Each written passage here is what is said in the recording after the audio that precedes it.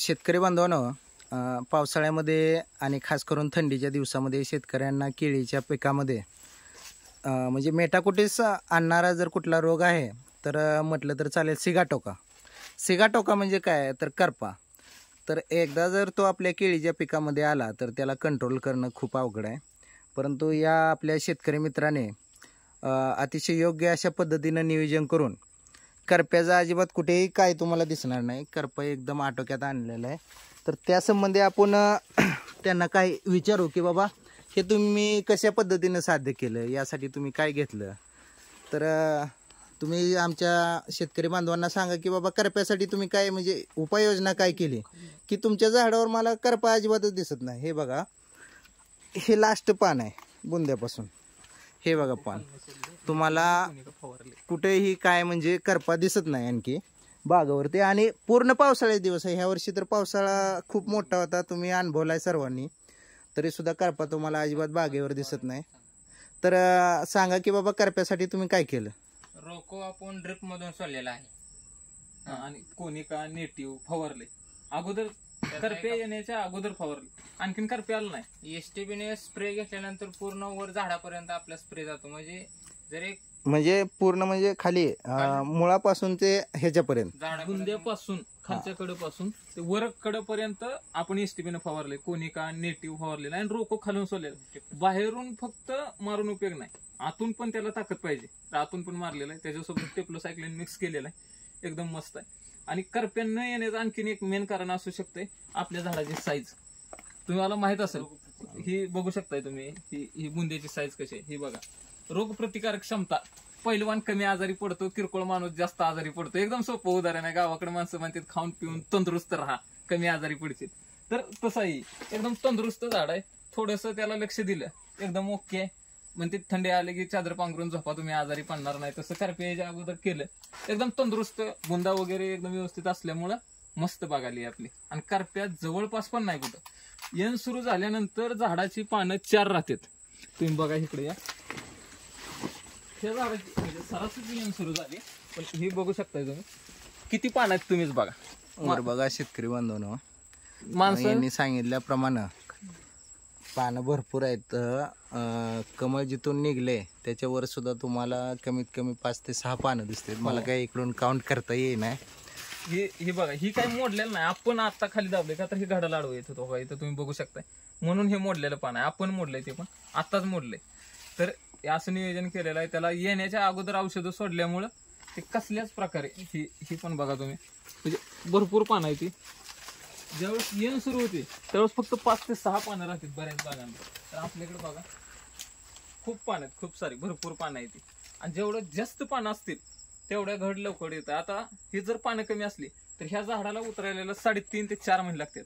जरा ऊन येते असे तर, आणि जर ह्याला एवढी पानं असली तर हा 2.5 ते पावणे 3 महिन्यात घड उतरायला. 2.5 ते पावणे 3 महिन्यात म्हणजे जवळजवळ 20 दिवसाचा फरक पडतो, फक्त पानं जास्त असल्यामुळे, बाकी काहीच नाही. एवढं एकदम मस्त आहे. करप्या नाही आला पाहिजे. बरं, करपा येऊ नये यासाठी काय लागण करताना म्हणजे अंतर वगैरे ह्या गोष्टी काय म्हणजे आहेत का? हो, महत्वाचे. हवा खेळती राहायला पाहिजे. आपण लागण तुम्ही बघू शकताय की अंतर आपलं 6x5 वर लागण केली. हे 2 झाडाच्या मधलं अंतर 6 आहे आणि हे 5 फूट आहे. हे तुम्ही बघू शकताय. हे पण खूप महत्वाचं आहे. जेवढी हवा खेळती राहील तेवढं आपल्या बागेत बघा तुम्ही पूर्ण हवा खेळती राहते. हे बघा, त्याच्यामुळे काय होतंय, करपा येत नाही लवकर.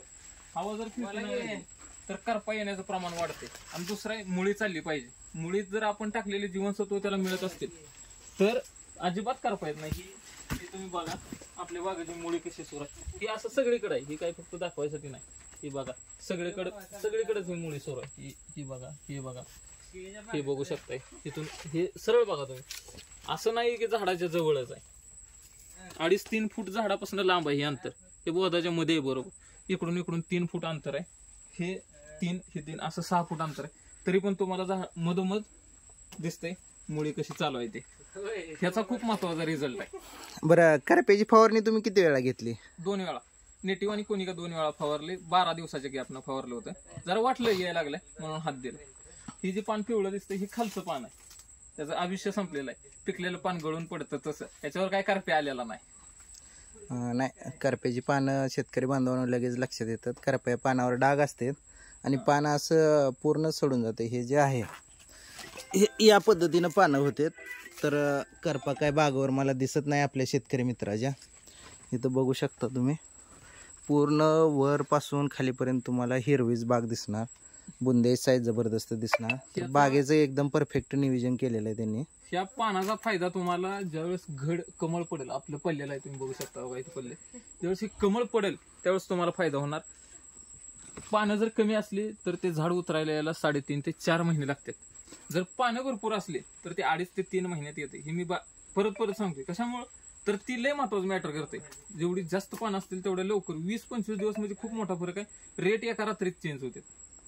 नाही, सध्या शेतकरी बांधवांना रेटचा खूप मोठा प्रॉब्लेम आहे. कारण लोकल मार्केटमध्ये तर रेट मला वाटतं खूपच कमी आहेत. 8 रुपये चालू लोकल मार्केट आणि एक्सपोर्ट क्वालिटीला 27 रुपये. आपला दिलेला आहे माल. तुम्हाला दुसरा व्हिडिओ दाखवतो किंवा प्लॉट पण आहे आपला, तिथं जाऊया. तिथं 27 रुपयानं आपलं उतरलेलं आहे. म्हणजे शेतकरी बांधवांना टना मागे सरासरी 20,000 रुपये आपल्याला तोटा सोसावा लागेल जर आपला माल क्वालिटीचा म्हणजे एक्सपोर्ट क्वालिटीचा जर नाही बनला तर 100% आपणाला उत्पादन खर्च सुद्धा निघणं मुश्किल होणार आहे केळीमध्ये. त्यासाठी एक्सपोर्ट क्वालिटीचा मालच पाहिजे. त्यासाठी सगळ्यात महत्त्वाचं नियोजन, बुंदा कुठल्याही पद्धतीचा म्हणजे करपा येऊ न देणे, सिगाटोका येऊ न देणे, केळीवर तांबोरा येऊ न देणे, बुंदा मजबूत करणे, यासारख्या छोट्या छोट्या गोष्टी. आणि सगळ्यात महत्त्वाची गोष्ट रूट डेव्हलपमेंट. पांढरी मुळी केळीची कधी बंद पडता कामा नये, कायम ती चालली पाहिजे. काळी दिसली की तुम्ही मगाशी सांगितल्या पद्धतीनं ट्रीटमेंट घेणं, ह्या गोष्टी खूप महत्त्वाच्या आहेत. याचं जर तंतोतंत पालन केलं तर रिझल्ट आपल्या डोळ्यासमोर आहे. ठीक आहे, ओके. शेतकरी बांधवांनो, जर कोणाला काय अडचण असेल काय असेल तर तुम्ही कमेंटमध्ये विचारू शकता की बाबा करपा कसा नियंत्रित करायचा, रूट झोन कसं चालू करायचा, किंवा बुंदा फुगवण्यासाठी काय करावं लागेल. एखाद्या एजंटला तुम्ही गाठता, मास्तर गाठता, त्यांची औषधं वापरता, त्यापेक्षा हे साधं छोटे छोटे उपाय आहेत ते करून बघितले तर तुम्हाला रिझल्ट समोर येईल. आणि दुसरी महत्त्वाची गोष्ट, यासाठी तुम्हाला असं काय हजारो रुपये खर्च करायची गरज नाही. मगाशी त्यांनी सांगितले की 700-800 रुपये, मी म्हणतो 100-200 रुपये कमी जास्त पुढं मागं होतील, परंतु 1000 रुपयाच्या आतना बाहेर हा प्रत्येक गोष्टीचा इलाज आहे. एकदा करून बघायला काय हरकत नाही. आपल्याला एकदम चांगल्या अशा पद्धतीची माहिती मिळाली. धन्यवाद. तुम्ही आला, मस्त वाटलं एकदम. कुणीतरी शेतकऱ्याला विचारणार आहे, कुणाला तरी मस्त वाटलं ते बघतोय आम्ही दररोज. आम्हाला माहिती आहे कुणाला तर दुसऱ्याला पण चांगलं वाटणं गरजेचं आहे. आपलंच लेकरू आपल्याला चांगलं वाटतं, दुसऱ्याला पण चांगलं वाटणं गरजेचं आहे. तुम्ही आला, मस्त वाटलं. धन्यवाद. यांच्या चॅनलला लाईक करा, शेअर करा, सबस्क्राईब करा. धन्यवाद.